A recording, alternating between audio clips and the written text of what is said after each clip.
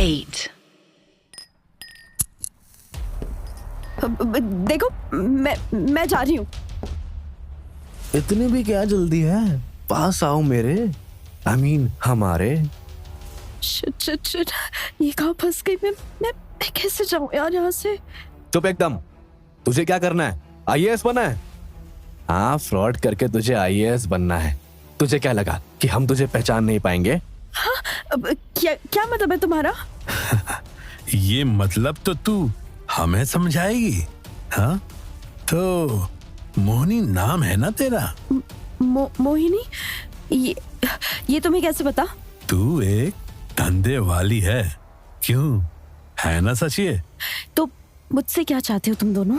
तेरे झूठ का सजा देना चाहते हैं। आजा। I can't wait anymore.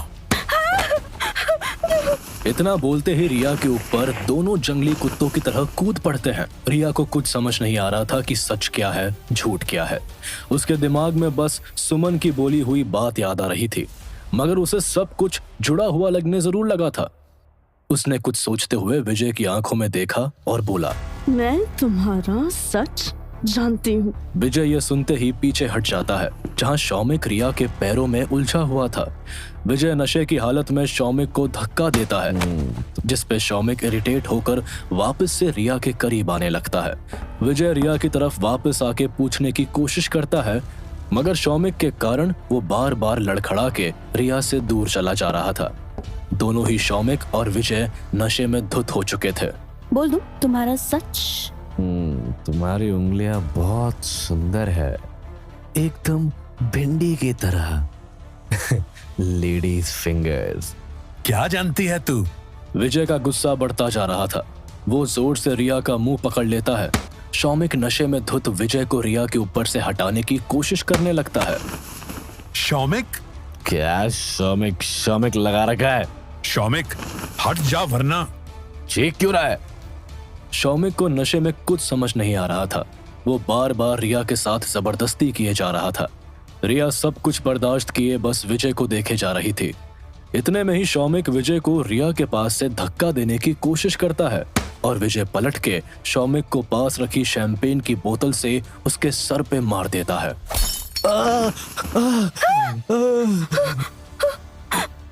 रिया शौमिक को अपने नजर के सामने खून में लिपटा हुआ देख घबरा जाती है। वो हल्के से खुद को शौमिक से अलग करती है।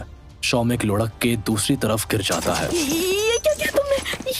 ये जिंदा भी है या नहीं? Stop screaming. मुन्ना।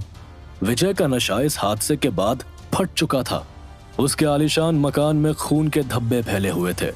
विजय किसी तरह शौमिक के अधमरे शरीर के पास जाता है और तब तक उसकी आवाज सुन के घर का नौकर मुन्ना भी वहां भागते हुए आ जाता है।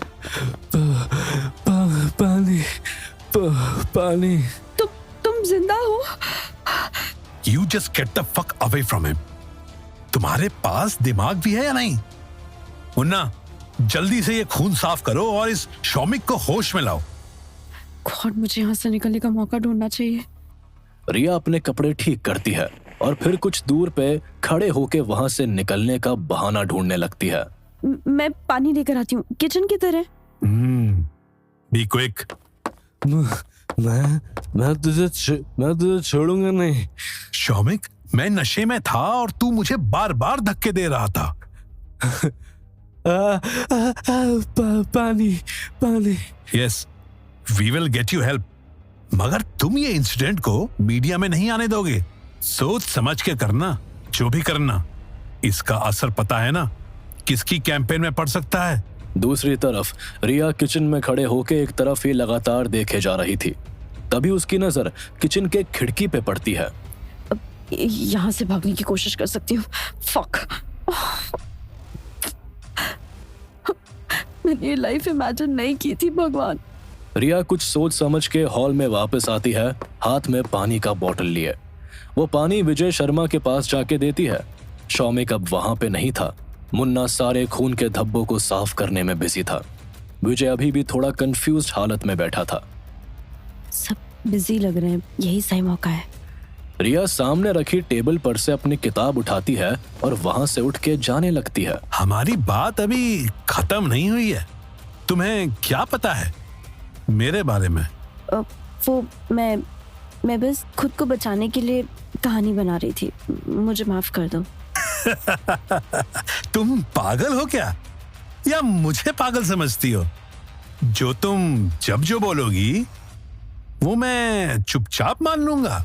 इस बार मैं सच कह रही हूँ, मैं बस वैसे ही घबरा कर कुछ भी बोल दिया था मैंने। ठीक है, अब तुम जा सकती हो। पक्का? यहाँ पर जो भी हुआ है वो किसी को पता नहीं लगना चाहिए। ये मुझे बोलने की जरूरत नहीं है। तुम समझदार हो, आई एम अज्यूमिंग। ये देखो, आंखें, नाक, कान, मुंह सब बंद। नाक से क्या पता लगाया तुमने? बदबू का। मतलब? शौमिक के बदन से बहुत बुरी बदबू आती है।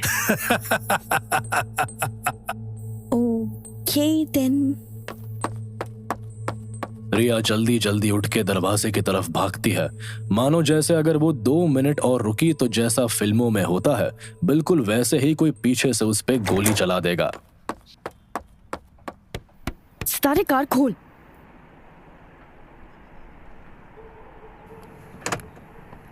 बकवास मत कर, गाड़ी खोल अंदर से।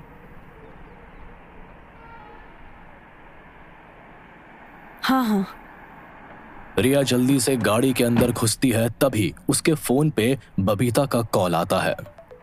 रिया, where the fuck have you been? मैं थोड़ी देर में कॉल करती हूँ। इसकी इतनी मजाल, मेरा कॉल काट दिया। इस रिया के पर काटने पड़ेंगे, बहुत हो गया। सुमन मैम, मुझे आपसे मिलना है जल्दी। नहीं, अभी नहीं। मगर मेरे पास बहुत कुछ आपके पास शेयर करने के लिए। Mail me. बट मैं मिलके।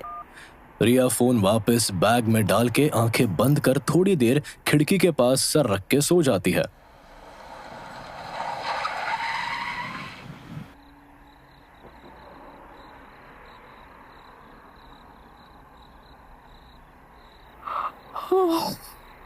आ गया।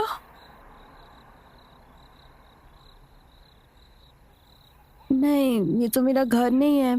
मेरा घर तो, मुझे मेरे घर ले चलो। मुझे इतने महंगे तोहफों की आदत नहीं है।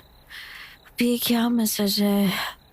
रख लो काम का शुभारंभ समझ के। मगर मेरा सामान। रिया के आगे कुछ बोलने के पहले ही सितारे वहां से चला जाता है। रिया खोई खोई सी और थके हारे हालत में अपने नए घर की तरफ चल पड़ती है। उसने इस हाल में भी अपना किताब और अपना पर्स ध्यान से रखा हुआ था, मानो जैसे ये कोई किस्मत की कुंजी हो। तभी उसे एहसास होता है कि जैसे कोई उसके पीछे पीछे आ रहा हो। रिया फिर भी आगे आगे चलती जाती है। हाँ, तो ये है मेरा नया घर। शालिनी को बता देती हूँ, उसे भी यहाँ बुला लेती हूँ। क्या ही करूंगी मैं इतने बड़े घर में अकेले रहकर। रिया घर के अंदर घुसती है और उसकी आंखें खुली की खुली रह जाती है। एक खूबसूरत सा घर, मानो जैसे बस उसके आने के पहले पहले ही सजाया गया हो। रिया को दिन भर की थकान उस जगमगाते घर को देख के थोड़ी कम हो जाती है, मगर तभी उसे एक आहट का एहसास होता है और तुरंत ही एक चीख का। ये शालिनी की बच्ची ना बदल गई है, मेरा फोन भी नहीं उठाती है। ये फोन की घंटी की आवाज तो आसपास से ही आ रही है, मगर शालिनी इधर कैसे? रिया तुरंत घर के बाहर आके चारों तरफ की लाइट जला के देखती है, मगर उसे वहां कोई नजर नहीं आता। शालिनी, क्या तुम यहाँ हो? I just heard your phone ring. बाहर आओ। रिया कुछ देर आवाज देकर शालिनी को दोबारा कॉल लगाती है, मगर इस बार उसका फोन स्विच ऑफ जा रहा था और इसके पहले कि वो दोबारा घर के बाहर आके चेक करती, उसे एक चीख की आवाज सुनाई देती है।